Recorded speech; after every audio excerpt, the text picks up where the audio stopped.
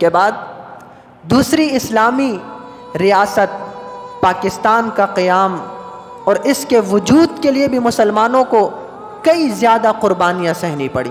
جو صحابہ کی تاریخ میں قربانیاں ملتی ہیں وہ پاکستان کے قیام میں مسلمانوں پر تکلیفیں ڈھائی گئی، مسلمانوں پر وہ ظلم و ستم ڈھائے گئے کہ پاکستان کو آزاد کرنے کے لیے 6 لاکھ مسلمانوں نے اپنی جان کی قربانیاں دی۔ اس پاکستان کے قیام کے لیے 6 لاکھ مسلمانوں نے اپنی جان کی قربانیاں دی۔ ہند سے، انڈیا سے کوئی ٹرین ایسی نہیں آتی تھی، یہاں تک کہ اس کے جو دروازے تھے اس کے اندر سے خون گر رہا ہوتا تھا۔ دہلی سے لے کر خیبر تک ہر ایک درخت پر علماء کی لاشوں کو لٹکایا گیا۔ 7,000 خواتین وہ تھی جنہوں نے اپنی عزت کو بچانے کے لیے خودکشیاں کی۔ 7,000 خواتین نے اپنی عصمت دری ہونے سے بچنے کے لیے اپنی جانوں کو قربان کیا۔ اس پاکستان کے قیام کے لیے 65 کی جنگ میں بہت سارے شاید ایسے لوگ ہوں جنہیں مجھ سے زیادہ علم ہو، ہندوؤں نے یہ بات کہی تھی کہ ہم صبح کا ناشتہ لاہور میں جا کر کریں گے۔ جنرل ایوب کا دور تھا، انہوں نے پاکستان کے ریڈیو اسٹیشن پر آ کر ایک تقریر کی تھی، اور وہ بہت مختصر تقریر تھی، اور اس میں انہوں نے یہ کہا تھا کہ مسلمانوں، ہندوؤں نے یہ کہا ہے کہ ہم صبح کا ناشتہ لاہور آ کر کریں گے۔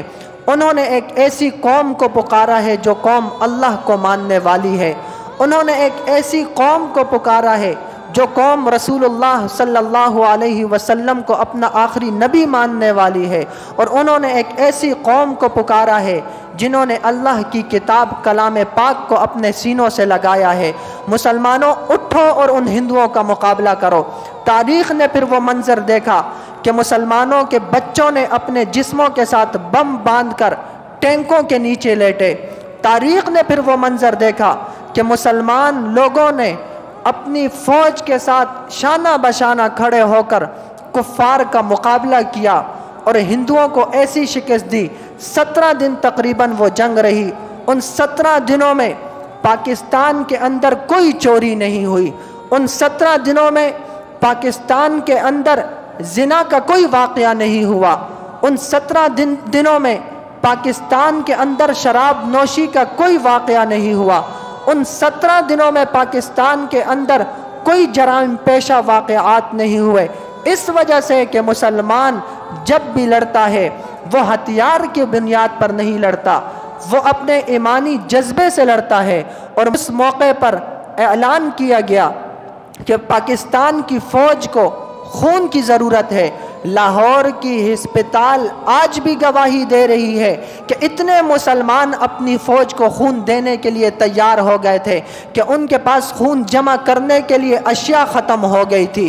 جب اعلان کیا گیا کہ پاک فوج کو غلے کی ضرورت ہے، مسلمان نوجوانوں نے اپنی کمر پر غلہ لاد کر پاک فوج کو لا کر دیا۔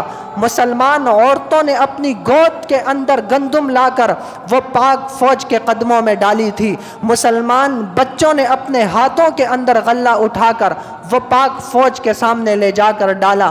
یہ مسلمانوں کی تاریخ تھی، اور پھر اس کے بعد ہندو بنیے کو شکست ہوئی، اور یہ سارا اس وجہ سے تھا کہ مسلمان ایک ایسی آزاد ریاست کا قیام حاصل کر لیں، مسلمان ایک ایسا آزاد ملک حاصل کر لیں کہ جہاں پر مسلمان آزادی کے ساتھ اپنے دین کی نشر و اشاعت کرے، جہاں مسلمان آزادی کے ساتھ اپنی مذہبی رسومات کو ادا کر سکیں، جہاں پر مسلمان آزادی کے ساتھ اپنے رب کی عبادت کر سکیں۔